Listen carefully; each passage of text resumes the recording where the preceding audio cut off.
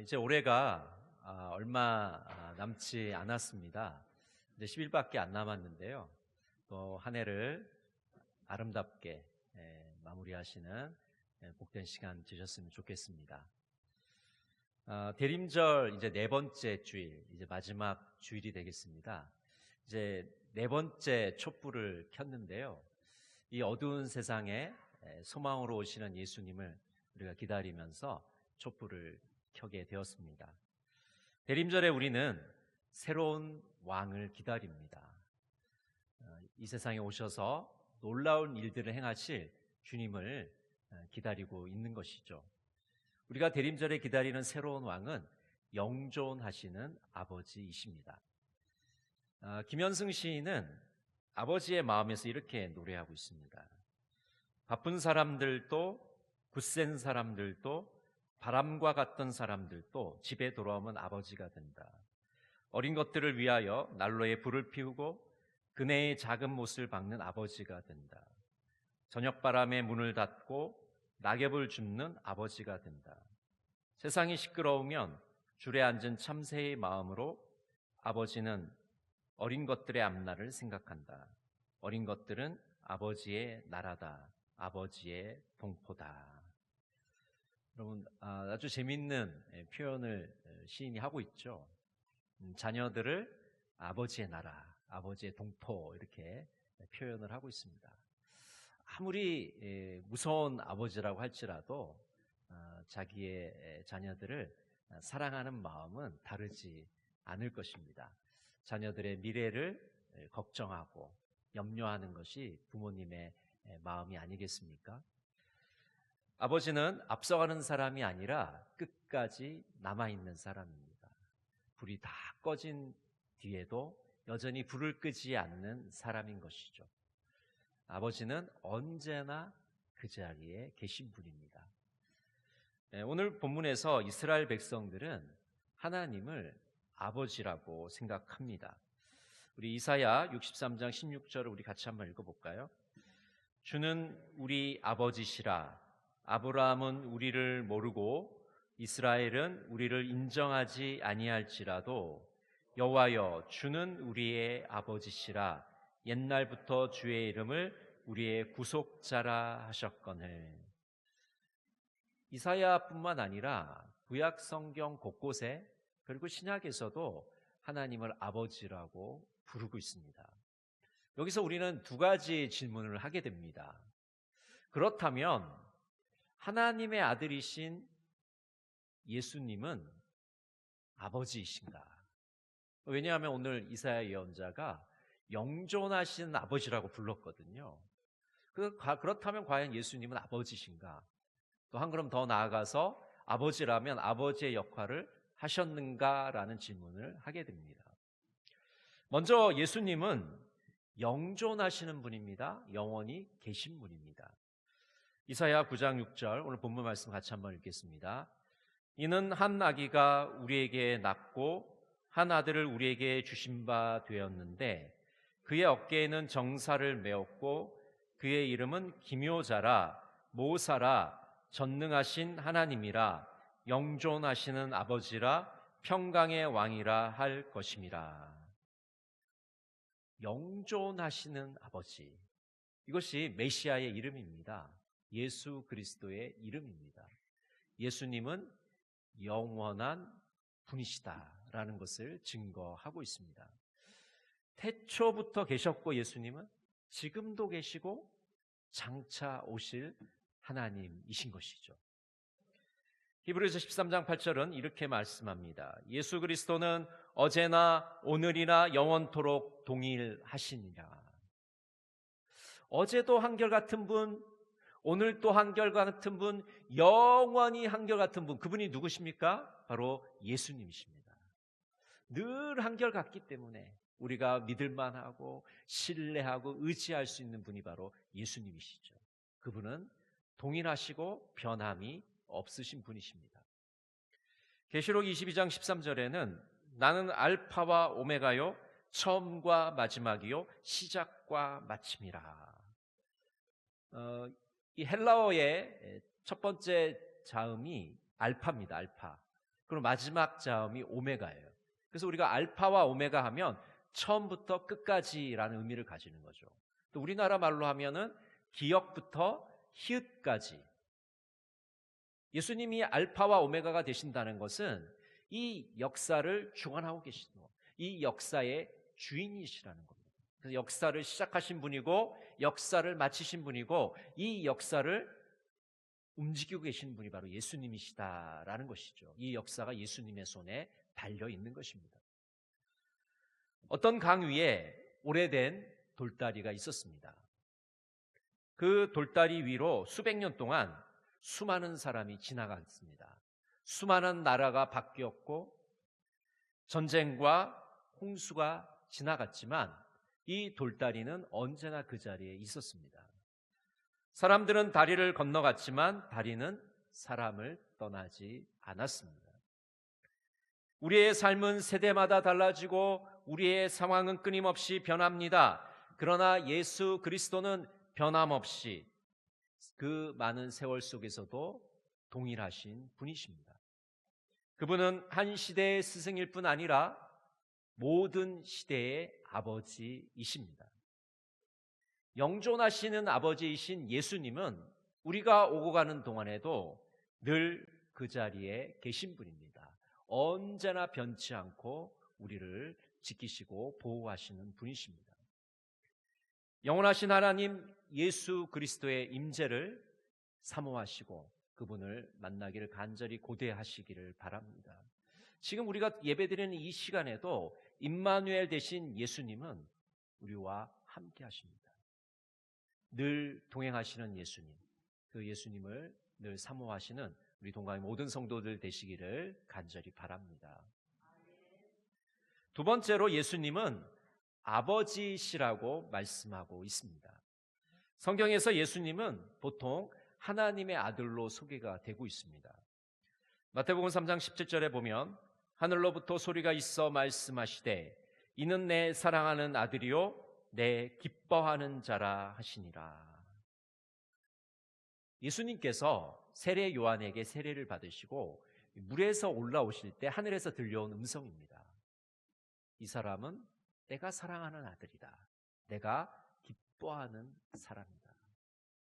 예수님을 하나님의 아들로 소개하고 있는 것이죠. 그렇다면 앞부분에서 우리가 한 질문을 다시 하게 됩니다.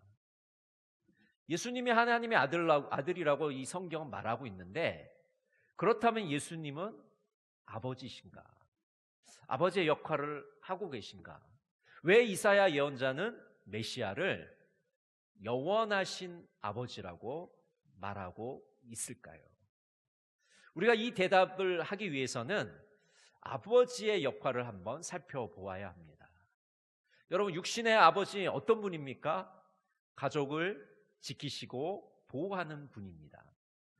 요한복음 14장 18절에 보면 내가 너희를 고아와 같이 버려두지 아니하고 너희에게로 오리라. 아버지는 가족을 지키는 사람입니다.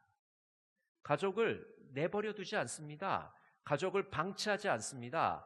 고아처럼 내버려 두지 않습니다. 아버지는 끝까지 가족에 대해서 책임을 감당하는 사람입니다. 그래서 아버지는 우리가 보호자라고 부르는 것이죠. 미성년자에게는 보호자가 필요합니다. 보호자의 양육을 받아야 되고 보호자의 보호를 받고 거기서 양육을 받아야 되는 것이죠. 요한복음 10장 11절에 보면 나는 선한 목자라 선한 목자는 양들을 위하여 목숨을 버리거니와. 여러분, 목자들은 어떻게 양을 돌봅니까? 정말 밤이나 낮이나 그 양이 아플까 또 위험에 처할까 그 양을 지키고 보호하는 것이 목자의 임무일 겁니다. 육신의 아버지도 마찬가지죠. 목자처럼 그 가족들을 지키고 보호하는 데 힘을 쏟고 애정을 쏟게 됩니다. 예수님께서도 당신의 자녀들을 위해서 십자가 위에서 목숨을 바치셨습니다. 양을 위하여 목숨을 바치는 목자처럼 우리를 위해서 십자가 위에서 목숨을 바치신 것이죠. 여러분, 육신의 아버지들 어떻습니까?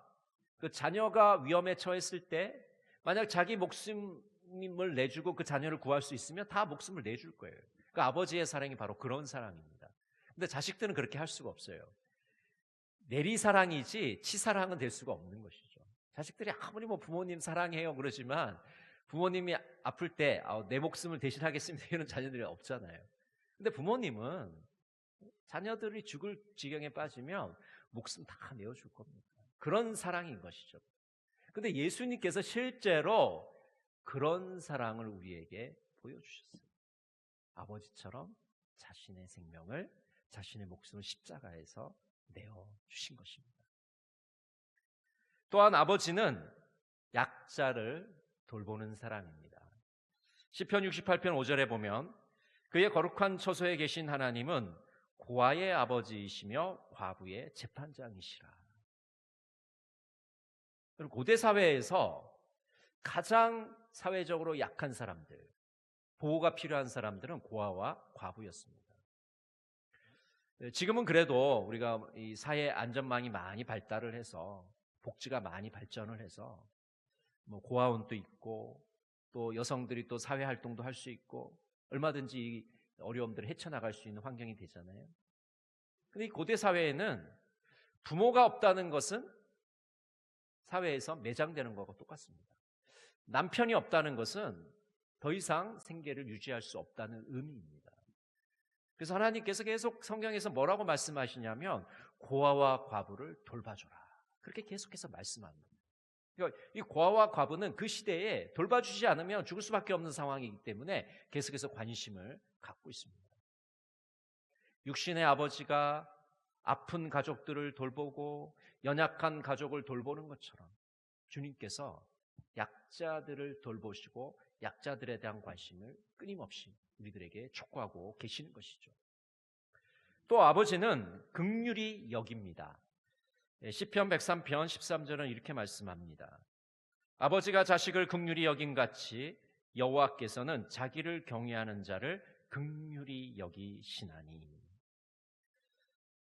아무리 무서운 아버지도 자기 자식을 예뻐합니다. 속담에 이런 속담이 있죠. 고슴도치도 제 새끼를 함함하다 하면 좋아한다. 이 함함하다라는 말 좀 어려운 말인데요. 아주 부드럽고 보드랍다는 그런 뜻입니다. 여러분, 고슴도치의 털이 부드럽습니까? 뾰족하고 날카롭습니까? 안 만져보셨어요? 뾰족하고 날카롭죠? 거칠죠? 고슴도치의 털이 부드러울 일은 없습니다. 그런데 누가 고슴도치 털을 어떻게 이렇게 비단결같이 부드럽고 보드랍냐라고 말하면 이 고슴도치 아빠가 기뻐한다는 거예요. 좋아한다는 거예요. 무슨 말입니까? 부모님은, 아버지는 자기 자식 칭찬하면 너무 좋은 거예요. 너무 기쁜 거예요. 그래서 가끔 이제 연예인들 그 인터뷰를 보면 이 부모님들은 이렇게 얘기를 하잖아요. 부모님들이 사인을 좀 하고 가라. 지인들이 오면 사인 좀 나눠주고 싶고 그 지인들을 모아서 잔치도 벌이고 그렇게 얘기하지 않습니까? 왜 그럴까요? 그냥 뭐 자랑하고 싶어서? 자기 자식이 잘 되는 게 부모님은 너무 기쁜 거예요.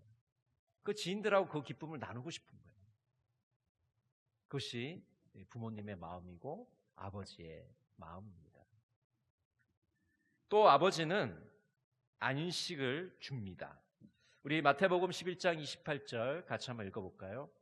수고하고 무거운 짐진 자들아 다 내게로 오라. 내가 너희를 쉬게 하리라. 메시지 성경으로 제가 읽어드리겠습니다. 너희는 피곤하고 지쳤느냐? 종교 생활에 탈진했느냐? 나에게 오너라. 나와 함께 길을 나서면 너희의 삶은 회복될 것이다. 여러분, 세상살이 하느라고 피곤하고 지쳐 있으십니까? 신앙생활 하느라고 너무 힘들고 계십니까? 주님께서 오늘 나에게로 오라고 초대하고 계십니다. 우리가 주님께 나아가면 쉼과 안식을 얻게 됩니다. 하늘 아버지로부터 힘과 능력을 얻게 되는 것입니다. 우리의 삶이 새롭게 회복되는 경험을 얻게 됩니다. 또 아버지는 훈계하시는 분입니다. 히브리서 12장 6절에 보면 주께서 그 사랑하시는 자를 징계하시고 그가 받아들이시는 아들마다 채찍질하심이라 하였으니. 교육학자들이 자녀 양육을 할 때 이런 원리를 보통 이야기합니다. 영어로 표현하면 이런 거예요. soft love, tough love라는 그런 단어를 사용합니다. 그러니까 soft love라는 것은 부드러운 사랑입니다. 그러니까 자식을 양육할 때 부모님이 부드럽게 대하는 거죠. 친절하고 관대하게 대하는 겁니다. 자녀들을 길러보면 사실은 부모님이 하루 동안 말하는 것 중에 10분의 9는 혼내는 겁니다. 야단치는 거. 10분의 1만 뭐 모르겠어요. 칭찬하거나 인정하고 그런 것들인데 사실 이게 비율이 바뀌어야 되겠죠. 대부분의 경우 좀 자녀들을 칭찬해주고 인정해주고 그래야 되는데 우리나라 부모님들이 그런 게 많이 부족한 것 같아요. 그래서 자식이 90점 맞으면 어때요? 우리 한국 부모님들 어때요? 보통은 90점 나오면 잘했다는 부모님보다 야, 왜 10점 더 못 맞았어? 100점 맞을 수 있었는데 그렇단 말이죠. 야단을 쳐요. 칭찬을 해야 되는데. 근데 90점 맞으면 너무 잘한 거잖아요. 너무 잘했다. 다음번엔 더 잘할 수 있겠네. 이게 칭찬을 해주는 거죠. 이게 소프트 러브입니다. 근데 소프트 러브만 필요한 게 아니고 터프 러브가 필요해요. 뭐예요? 단호하게 해야 됩니다. 그러니까 자녀가 잘못했을 때 따끔하게 야단치고 행동을 교정해주고 이게 잘못됐다는 것을 알려줘야 돼요. 그래서 어린 시절에 교육학자들이 얘기하기에 제일 중요한 게 실패의 경험을 하게 해주라고 합니다. 실패의 경험. 그러니까 자녀가 어린 시절에 실패의 경험을 하지 못한 사람은 어른이 돼서 만약 실패를 하게 되면 감당하지 못하는 거예요. 절대로 감당하지 못하는 거예요. 그래서 어린 시절에 이 실패의 경험을 많이 해야 돼요. 그래서 이 소프트 러브와 이 터프 러브가 같이 이렇게 균형 있게 가야만 자녀를 잘 양육할 수 있다라는 이야기들을 합니다. 그렇죠. 우리가 자녀들을 사랑하고 끔찍히 여기고 많은 사랑을 베풀지만은 때로는 자녀들이 잘못했을 때 올바른 방향을 제시하고 잘못을 따끔하게 가르칠 수 있어야 됩니다. 그렇지 않으면 자녀들이 잘못된 길로 나가게 되겠죠. 또 아버지는 유업을 주시는 분입니다. 디도서 3장 7절에 보면 이렇게 말씀합니다. 그래서 우리는 그분의 은혜로 의롭게 되어서 영원한 소망을 따라 상속자가 되었습니다. 아버지는 자녀들에게 유산을 줍니다. 물질적인 유산을 줄 수도 있고 정신적인 유산을 줄 수도 있고 신앙의 유산을 물려줄 수도 있습니다. 자녀들은 어떤 형태로든지 아버지로부터 유산을 받는 상속자가 되는 것이죠. 이처럼 아버지가 하는 역할들을 우리가 좀 자세하게 살펴보았는데요. 이런 역할들을 살펴보면 예수님이 아버지시라는 것을 우리가 깨닫게 됩니다. 예수님이 실제로 아버지의 역할을 하고 계시구나라는 것을 알게 되는 것이죠. 마태복음 28장 20절에 보면 이렇게 말씀합니다.